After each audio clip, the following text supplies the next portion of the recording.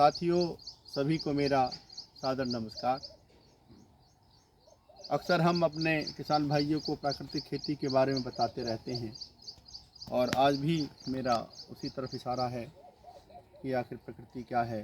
प्राकृतिक खेती में हम बताते हैं कि प्रकृति की व्यवस्था के अनुसार और प्रकृति की व्यवस्था को बरकरार रखते हुए जो हम खेती करते हैं उसी को हम प्राकृतिक खेती कहते हैं। आखिर ये प्रकृति क्या है, तो इसके बारे में मैं आपको बताना चाहता हूँ कि जहाँ हम लोग खड़े हैं, हमारे आसपास जो सब चीज़ दिखाई दे रही है, ये धरती है, आकाश है, पेड़ है, पानी है, हवा है, नदी नाले, तालाब, पहाड़, झरने, इसके अलावा सूक्ष्म जीव, जल में रहने वाले जलचर, थल में रहने वाले थलचर और नभ में विचरण करने वाले नभचर, यही सब प्रकृति का रूप है।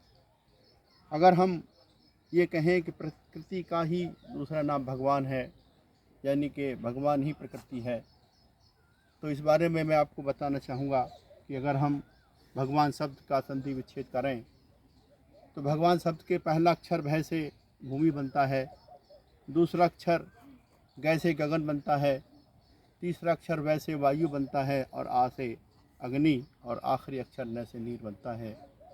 यानी कि हम ये कहें कि प्रकृति ही भगवान है, या हम ये कहें कि भगवान ही प्रकृति है, दोनों एक ही बात है। साथियों, प्रकृति में जड़ जगत और जीव जगत की अनेकों अनेक इकाइयाँ हमारे जीवन की खुशहाली के लिए और हमारी खेती की खुशहाली के लिए दिन रात काम करती रहती हैं, लेकिन इंसान ही एक प्रकृति की एक ऐसी इकाई है जो अपने कर्म को, अपने धर्म को नहीं निभा रही है, जबकि प्रकृति की प्रत्येक इकाई अपने कर्म धर्म को निभाती है। वो किस तरह से निभाती है, इसके लिए आपको बताना चाहूँगा कि जैसे प्रकृति की एक इकाई गाय है और गाय का ये कर्तव्य है, उसका ये धर्म है कि वह हमें गोबर दे, हमें दूध दे। तो गाय हमें दूध देती है, गोबर देती है, यानी कि वो अपने कर्म धर्म को निभा रही है। इसी तरह से नदी का काम है कि वो एक छोर से दूसरे छोर तक पानी को पहुंचाए, तो सो नदी भी अपना काम कर रही है, एक छोर से दूसरे छोर पे अपने पानी को पहुंचा रही है। इसी तरह से पेड़ का काम है कि वो हमें हवा दे, ऑक्सीजन दे, हमें फल दे, छाया दे।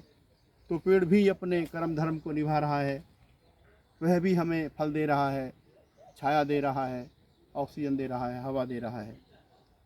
ठीक इसी तरह से हमारे ज़मीन, आसमान, सूरज, चाँद, सितारे, ये सब अपने अपने कर्म को, अपने धर्म को निभा रहे हैं। हम इंसानों को भी चाहिए कि हम इन प्रकृति की इकाइयों से सीख लें, उनका अनुसरण करें और अपने कर्म धर्म को निभाएं। धन्यवाद।